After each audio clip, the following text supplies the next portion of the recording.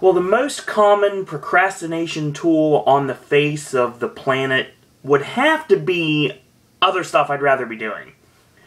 And there are a lot of things that I probably should be doing, and actually probably need to be doing, but I am putting things off.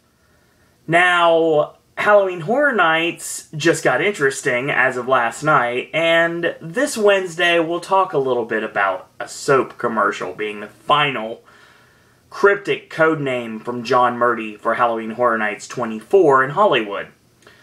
And I am supposed to be watching movies. It's 2 o'clock. Actually, it's after 2 o'clock now. It's 2:15. I just had lunch, and I've done my laundry. That's all taken care of. AJ and I were supposed to be in Bears right now, but because AJ's got a little bit of a stomach bug, and we don't know how serious that is. Now, I'm not going with the fact that it's like life-threatening or anything like that. It's probably just a 24-hour bug, and everything will be good to go tomorrow. But that also changed the plans, so that's why I'm sitting here. Now, I just watched Smackdown about an hour ago, and the reason why I put off the video until just now is because I wanted to have lunch first. I was actually hungry, so I wanted to eat. And it's official as of this very moment. As of this very moment, my airfare is now officially paid for September. So September's airfare is paid for. I'm going to be flying out of Columbus yet again. Flying Southwest, and it's going to be awesome. 7:10 a.m. flight, and I'll be getting back into Columbus on October 1st after 7 p.m. So that's going to be awesome. Not as much time as I'd like to spend on my final day, but it's alright, no big deal. I think I'm going to learn from my mistakes last year. And last year I kind of got, let's just say, distracted. So because of that, I didn't really get to take full advantage of Food and Wine. This year I'm going to take full advantage of Food and Wine. And my mission for this year is if I see something I want, I'm buying it immediately because I never know when it's going to be gone. Case in point, the fact that I do not have a Christmas party pin from last year's event. And I had to go through eBay to get my Jack the Clown Uni Mini pin and Uni Mini itself. And I missed out on the awesome blue annual pass holder only Food and Wine Festival t-shirt that I wasn't able to get. So, needless to say, if I see it, I'm going to buy it immediately. So that's going to be awesome. My annual pass is now officially paid for as well. So my annual pass is now taken care of. And that's awesome. And that's all another thing I don't have to worry about. So that's a good thing. And that's pretty much what's been going on. I worked a lot on Easter Sunday. So got some good money coming from that. And of course, good money means I'll be paying off things quicker than later. So that's a good thing as well. Now, if you don't remember, if you were watching this video, you probably do remember that I recapped NXT on Thursday night. Late Thursday night, which means it was about Friday when I actually did the video. So Friday's video was NXT. And that means that we need a video for Wednesday. Well, Wednesday, like I said, we're going to talk Halloween Horror Nights Hollywood and what I truly believe will be the lineup for this year's event in Hollywood. Now, nothing about Orlando yet, just a lot of speculation. Still waiting on Dr. Jimmy to throw out his cryptic comments, and then away we go with the rumor mill spinning. So, that's being taken care of, and everything's good to go. Got some things planned for the near future. Don't know if I'm going to be able to get any footage on Gringotts yet. I have not decided. I'm going to write it first, and I'm going to see if I can. And if I can, I'm going to shoot you guys out the video. And if I can't, then I'm sorry, but I'm not going to drop the iPod while I'm in Orlando, while I'm riding the ride, so that's not going to happen. Seven Dwarfs Mine Ride, I think I probably will be able to get footage from it. I'll see. Again, I'll ride it first, and then I'll see if I can hold the camera long enough. Then again, I did it on Test Track, and I know Test Track was a lot faster than the Mine Train is going to be. So, who knows? I guess we'll figure it out when we get to it. Let's talk Smackdown, shall we? Smackdown was Friday night, of course. Nashville, Tennessee was the site of Smackdown. And that was taped on Tuesday night along with the main event. So, of course, because I'm lazy and don't feel like watching my playback on the DVR, I found it via another means, and of course the means I found it is, of course, not in the language that I currently speak. That being said, of course, everything is done out of order. And this version that I watched, of course, just like the previous videos, we start with the first match on the show, and then after that match is over, we get the official opening that everyone saw.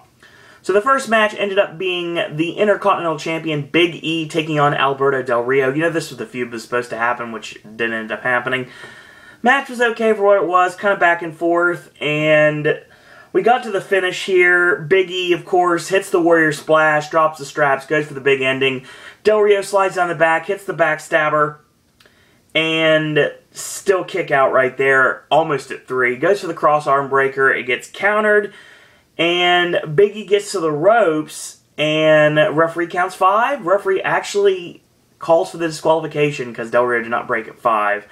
After the match is over, he clubbed away and hit the divorce court, and the GSK is ducked. Big ending sends the fans home happy. I'm used to saying that, so yeah, that's what happened. And it was alright for what it was. Still building towards who is going to be facing off against Big E at Extreme Rules in 2 weeks, and that will be determined by the winner of the Intercontinental Championship #1 Contenders Tournament. And matches will be shown tonight on Raw, which I will be recapping tomorrow for Pop. So, of course, we've got Cesaro and Rob Van Dam in one match, and Sheamus and Wade Barrett in the other. Now, I played a lot about Wade Barrett getting the win because of Sheamus being unable to continue. Given the fact that Sheamus worked on this edition of Smackdown and did not sell an ankle injury, yeah, that's not going to happen. So it's going to be a straight match, and we're probably looking at a Cesaro-Sheamus final, which I wanted to be a Rob Van Dam Wade Barrett final, but I don't think that's going to happen now. Do I still think Wade Barrett wins the Intercontinental Championship in 2014? I think that's a very good possibility. I think Barrett is actually starting to get legitimately pushed again, and that is a good thing. So, the actual opening of the show is Triple H coming out, and of course he has a promo in the center of the ring. He says one of his jobs as COO is to find the best talents from around the world. Give them a chance and, you know, just sit back and watch them succeed. On top of that list is The Shield.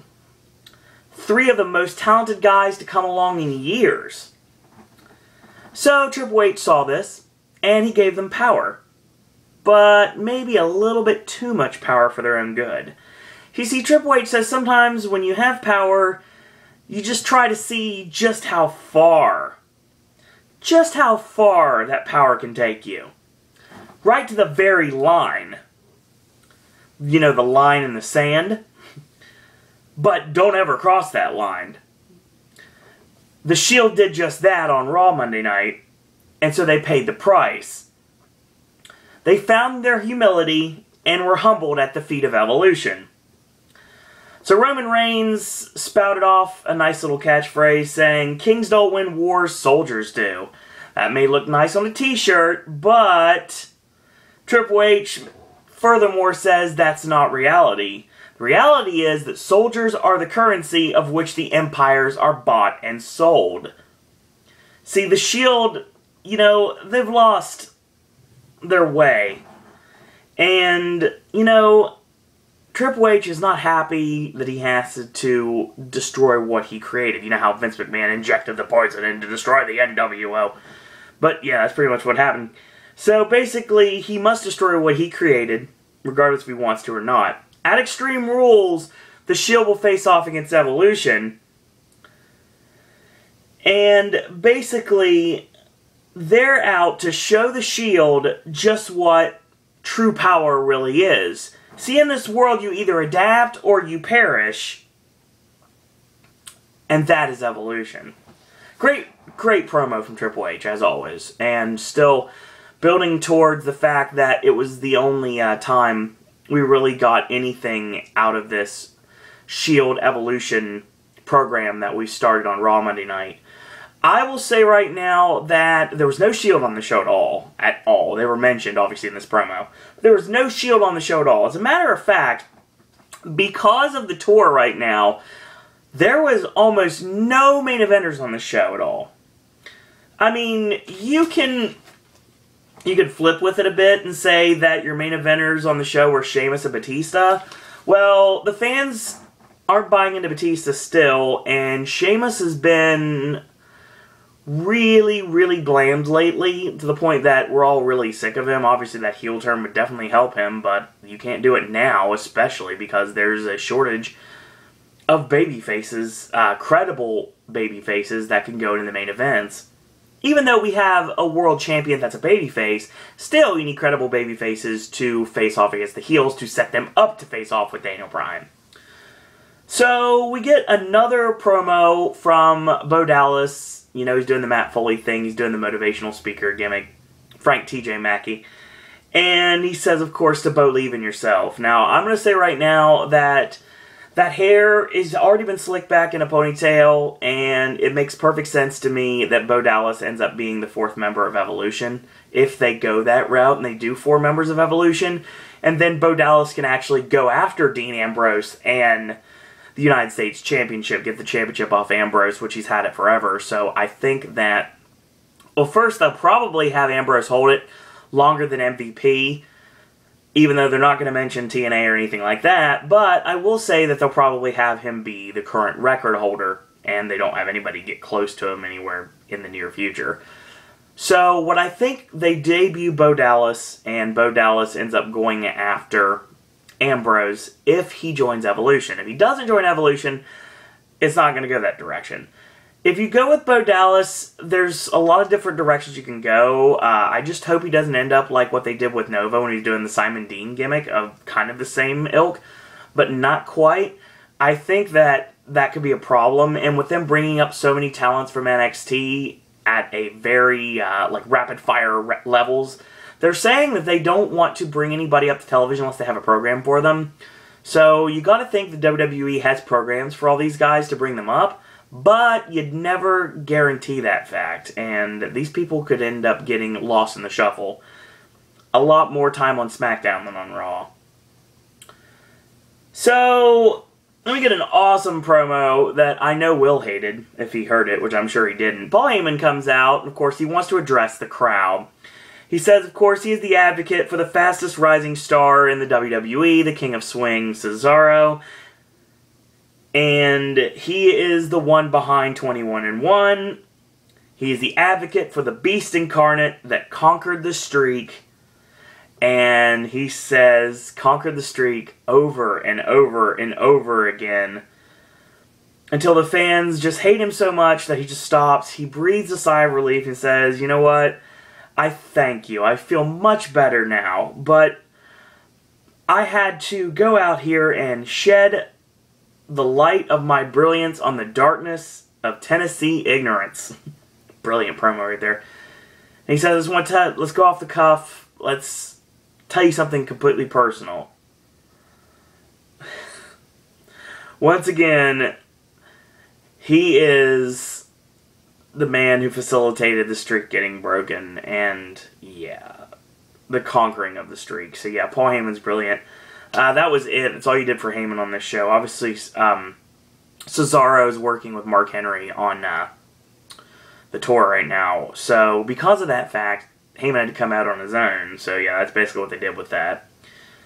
Basically, just to keep in mind Heyman, and anytime you have Heyman on the mic, is gold every single time it happens. I know it'll happen on Raw tonight, so we'll see what happens, the direction we're going with that. We had our next match.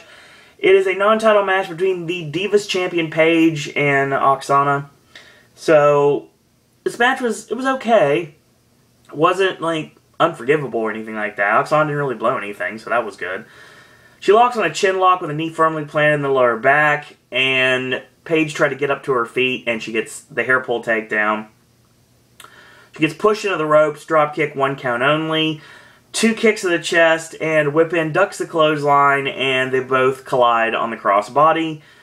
Oksana makes the stupid mistake to slap Paige in the face. This wakes her up, and she goes with knee strikes, and the rolling short arm clothesline, the drop kick, and she locks on the Scorpion crosslock for the submission. So yeah, Paige basically showing what she can do. Nothing terrible about it. Well, of course, we had our matchup that I know WWE's been dying to do forever between apparently the newly turned heel Hornswoggle with three-man band taking on El Torito with Los Matadores. And apparently this started on Main Event this past week, which of course I didn't not get to check out. And Hornswoggle is now with three-man band, so I guess he's a heel now. If he's going to be a heel with three-man band, can we call him something else? I mean, come on. I mean, I don't know what else you want to call him. Call him Dylan, obviously. He's been... Michael Cole said it on commentary before, so anything's possible. And, yeah, Hornswoggle doesn't really fit his gimmick anymore. I mean, the Irish thing, that's fine. But if he's not going to do that, then you got to call him something else. So just call him whatever. Call him Dylan. And, I mean, come on, he's with a rock group, so call him Dylan. Now, the thing about it is, I know Ben probably just, like, pulled an Elvis and shot out his television monitor at this point. But still, this match was, you know, a little bit better than I thought it would be. Not a Triple A mini smash, not even close. But, you know, it wasn't terrible. And the fact that Torito is definitely a great wrestler, something that you really can't see very much in WWE. He's basically just the mascot, if you will, for Los Matadores. And Hornswoggle, the stuff with Chavo Guerrero aside, yeah, he's not the greatest in the ring either. But these two actually didn't have bad chemistry in the ring. And basically we got midway through the match, and Hornswoggle decided he wanted to showboat a little bit for Los Matadores, and he got rolled up from behind, 1-2 and a kick out. Whip in, charges, and he misses, and he gores him in the nether regions, and hits the Bronco Buster, does Torito. He springs off the bottom rope to the top rope, and hits the moonsault, and that's the end. 1, 2, 3, and El Torito wins. WWE were really putting over this match, like, oh, this was like one of the greatest matches in history, and Michael Cole was being the greatest Tony Schiavone impersonator ever. Basically saying this match could be a main event anywhere in the world, and you could hear a pin drop. You know why you could hear a pin drop? Because the fans did not give a damn. At all. So, yeah. I mean, they had the tail of the tape, like, putting a bunch of, like, about a bunch of really stupid things about it, like Hornswoggle's favorite basketball team, the Chicago Bulls, his favorite drink, Red Bull, Hornswoggle's favorite drink, Guinness. It's very stereotypical on Hornswoggle's part, and just stupid on El Torito's part. So yeah, I guess they failed to mention that his favorite wrestler is... I'm surprised JBL didn't say, you know what? I'm telling you right now, El Torito's favorite wrestler is Wade Barrett. You know why? Because he gives him the bull hammer. Ha ha ha. I love JBL as a wrestler. Dear God, I'm not big on him as commentary any longer. Speaking of Wade Barrett, he actually comes out to the segment and he basically asks for some decorum, like usual. And he says, the fact that you fans applauded that atrocity, it just makes your standards low and shows him just how small your brains truly are. So yeah. We got our next match with R-Truth and Alexander Rusev with Lana at ringside. Basically, Truth tried to get the upper hand and basically had the Bulgarian Brute rocking for quite a while. Hit a missile drop kick and he only got a 1 count off of it. And that Muay Thai background, bam, leaping kick, and that took him out. Put him on the ropes in the body slam position, and he basically just rained the knees into the back. And he hit his fall-away Samoan drop, which looked more like a fall-away slam this time. He high-crotched him, the swinging side slam, and Rusev crush, accolade, match over. So Xavier Woods tries to attack, and he ends up eating the Muay Thai kick and gets tossed over the top rope to the floor. Yeah, still building Rusev. No identity for him yet. Hopefully this will end quickly, and this would be a good time actually to have a partner for Rusev to go after Truth and Xavier Woods, because obviously Rusev is trying to dismantle Truth or Consequences by himself. So yeah, and that's probably what will happen.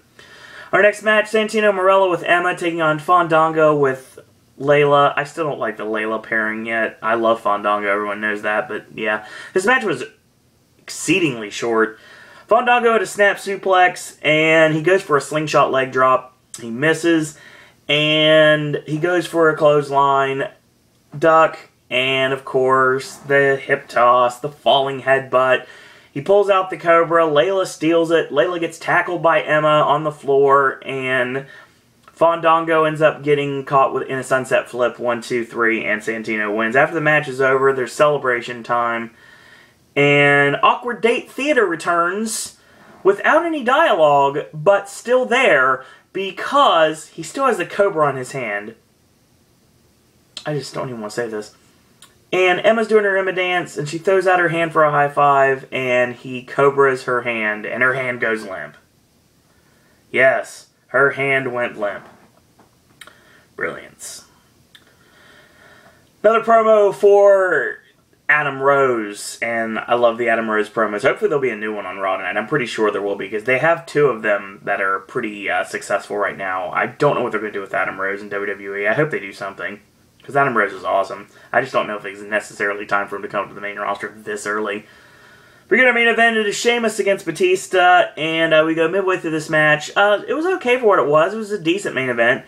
He goes with the Batista bomb. It gets countered, and Sheamus utilizes momentum to send Batista to the floor and tosses him shoulder first into the ring post. Ducks the clothesline of Batista and axe handle, and he goes for the charging shoulder in the corner. Batista gets the knees up because, you know what? Like me, he's seen this match before. And on top of that, he goes for the Batista bomb yet again. He gets countered, and Sheamus hits his shoulder into the corners as well. So he nails the battering ram, gets a 2 count off. Oh, sorry, I read ahead of that. High running knee. And, of course, he hits an awkward charging knee in the corner.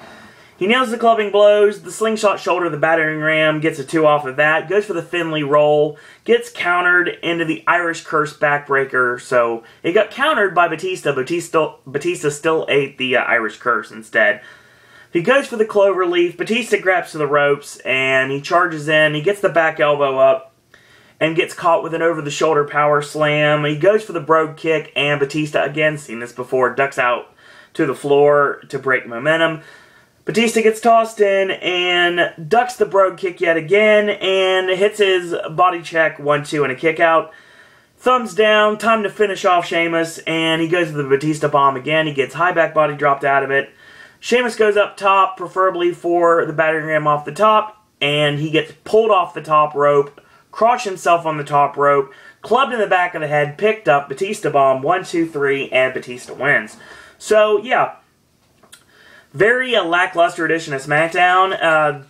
That's all you really can do with most of your main roster is overseas right now. So, yeah, it's really not much you can do with this. Triple H's promo is awesome. And I really think that they need to do something to freshen up Big E, because the crowd, they're supposed to cheer for him, but they're not. And they're really not sold on... They haven't been really high on Big E in a while. The crowds haven't. It doesn't matter even where they are at the point. It just matters that the crowds are not really into Big E, and they really need to do something with him to, like, maybe elevate his character. He's at the Intercontinental Championship for a bit. He needs to probably chase it, I would say, if you want to do that, or get him completely out of the division. So, I mean, you know, honestly, you could send him back to NXT for a bit and let him, you know, it'd be interesting. Have him work with Brodus Clay. Maybe him and Brodus Clay could have a nice little match in NXT. I think that'd be pretty good, to be totally honest. I think that's something I probably would talk about in an NXT video, but I won't be able to do one of those until next week. So, yeah, that's Paul Heyman comes out, pretty much just to infuriate the crowd. That's fine. Paige and Oksana, they had a serviceable match. Torito and Hornswoggle, you know, it wasn't as bad as I thought it was going to be. Rusev squashed Truth. Fandango and Santino had another 2-minute match, if that. And Adam Rose gets promoed. Bo Dallas gets promoed. No promos for the Ascension or Sami Zayn yet, but, I mean, I think they're probably coming. And Sheamus and Batista had an okay back and forth to end the show. So, yeah, that was SmackDown this week. Not the greatest show, but I've seen worse. So, yeah, there's always that. So, in the meantime, we'll be talking Raw tomorrow here on Pop, and we'll talk Halloween Horror Nights on Wednesday on Pop. I don't know, we may talk NXT Thursday night on Pop. And this Friday, folks, AJ's movie reviews. If you're watching this and you are a fan of the movie reviews, we've got a really big one for you. We're going to be talking about the new release movies that we're going to be watching this coming week. which are The Other Woman, The Quiet Ones, Brick Mansions. That's 3. Then we're going to talk about Under the Skin and the brilliant Grand Budapest Hotel, which we watched in Athens the other day. And it looks like we're going to be talking about The Railway Man. And it looks like we're maybe finishing with Bears. If not, Bears may end up going with The Amazing Spider-Man, too.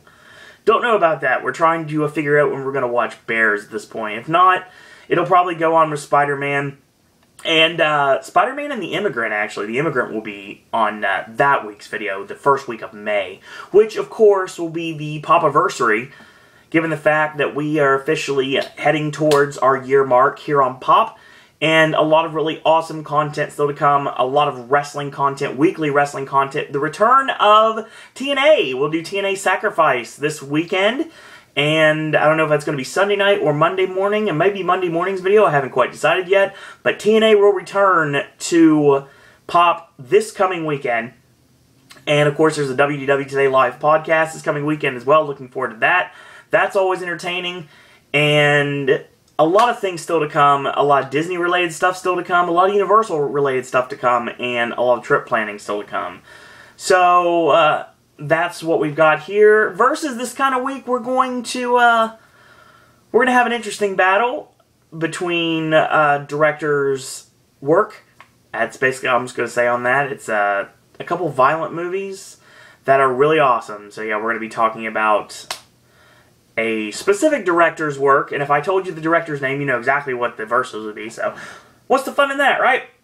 But yeah, we got a big AJ's movie review coming up on Friday, we got big verses on Sunday, and we have NXT this week, we have Smackdown this week, and of course we have Raw tomorrow. So, in the meantime, if you like these videos, tell your friends about them, leave a comment, do subscribe, and help spread the word about Pop, and I know a lot of you out there have, and we truly appreciate it. If you'd like to like our Facebook fan page, it's Sir Owen Disney Pop. If you'd like to be my friend on Facebook, send me a request, it's Owen Disney. If you'd like to follow me on Twitter, it's at Sir Owen Disney. Last but certainly not least, if you want to send your thoughts, comments, queries, and opinions, you want to talk wrestling with me, Disney, Universal, Halloween Horror Nights, anything under the spectrum, or if you would like to be a popcaster yourself, or have an idea for a versus you'd like to see, then by all means, send me an email, SirOwenDisney@gmail.com.